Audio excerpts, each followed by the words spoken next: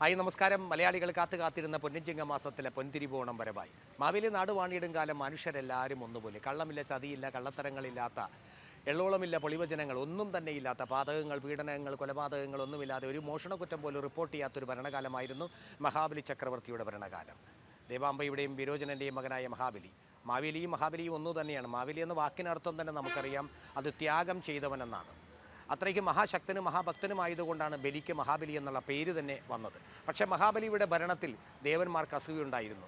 അതുകൊണ്ട് തന്നെ നല്ലൊരു ഉണ്ണിയെ നമുക്കിങ്ങനെ വേണ്ട എന്നവർ തന്നെ തീരുമാനമെടുത്തു. അതുകൊണ്ട് തന്നെ കൂടിയ ആലോചനയ്ക്ക് ശേഷം വിഷ്ണു വാമനനായി അവതരിക്കുകയും എന്തു ചോദിച്ചാലും പ്രജാക്ഷേമ തൽപരനായ മാവേലി തരുമെന്നുള്ള വിശ്വാസമുള്ളതുകൊണ്ട് 3 അടി ചോദിക്കാനായി വാമന രൂപത്തിൽ വരികയും അത് കൊടുക്കാമെന്ന് മാവേലി സമ്മതിച്ച സമയത്ത് ആകാശം മുട്ടേ വളർന്ന് തൻ്റെ കാൽപാദം അളവുകോലാക്കി വാമനൻ.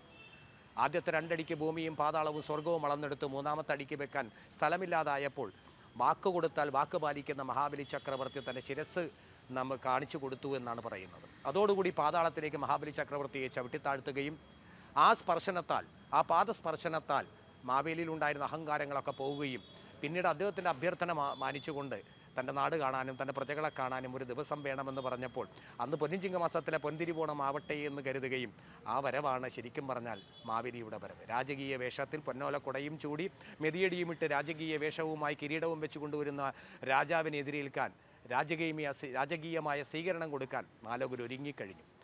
അങ്ങനെ വലിയ ഒരു നല്ല നാൾ. ഇപ്പോൾ നമ്മൾ ഓണത്തിൻ്റെ ഇരടിപ്പാട്ടുകൾ കേട്ടു തുടങ്ങി. പൊൻപുലരൊളി പ്രഭ വിതറിയ പൂമുറ്റങ്ങളിൽ പൂക്കളങ്ങൾ വിടർന്നു തുടങ്ങി.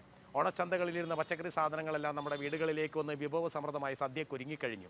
പുലികളി ആരംഭിച്ചു. എവിടെയും ആർപ്പുവിളികളും പൂവിളികളും തുടങ്ങിക്കഴിഞ്ഞു. കുട്ടികൾ പൊന്നോട കോടി ഉടുത്തുകൊണ്ട് മുറ്റത്ത് നിൽക്കുന്നു. മാവേലി എതിരേൽക്കാൻ നിൽക്കുന്നു. പ്രിയപ്പെട്ട എല്ലാവർക്കും സ്നേഹത്തിൻ്റെ, ഒരുമയുടെ, നന്മയുടെ, സാഹോദര്യത്തിൻ്റെ എല്ലാ പ്രതീക്ഷകൾക്കും അപ്പുറത്ത് സന്തോഷം നിറഞ്ഞു നിൽക്കുന്ന വിഭവസമൃദ്ധമായി സദ്യ ഉണ്ണുന്ന മലയാള നാടിൻ്റെ പൊന്നോണം. എല്ലാവർക്കും ആപത്തുകൾ അകന്നു മാറട്ടെ, അപകടങ്ങളില്ലാതിരിക്കട്ടെ, പ്രകൃതി നന്നായി തെളിയട്ടെ, ഓരോ ദിനങ്ങളും എല്ലാ കുടുംബങ്ങളിലും നന്മയുണ്ടാവട്ടെ, നല്ലതുണ്ടാവട്ടെ എന്നുള്ള പ്രാർത്ഥനയോടുകൂടി പ്രവാസി മലയാളികൾക്കും പ്രത്യേകിച്ച് മലയാളികൾക്കും നാട്ടിലുള്ളവർക്കും കൂട്ടുകാർക്കും കുടുംബാംഗങ്ങൾക്കും എല്ലാവർക്കും എൻ്റെയും ചെണ്ട എന്ന വെബ് സീരീസിൻ്റെ ടീം അംഗങ്ങളുടെയും ഹൃദയം നിറഞ്ഞ പൊന്നോണാശംസകൾ. സ്നേഹപൂർവ്വം ആശംസകളോടെ സാജൻ പള്ളുരുത്തി.